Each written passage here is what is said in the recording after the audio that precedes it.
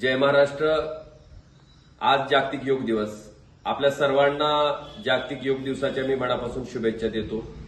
योगाभ्यास ही भारत देशानं जगाला दिलेली सगळ्यात मोठी देणगी आहे.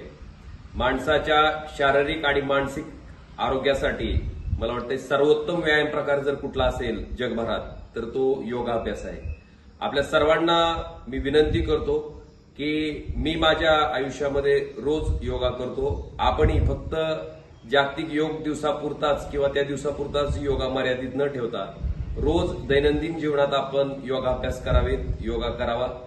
मला वाटतंय निश्चितपणे आपल्याला सुद्धा जी ऊर्जा मिळेल ती ऊर्जा आपल्याला दिवसभर आयुष्यभर त्या ठिकाणी काम करण्यासाठी उपयोगी ठरेल.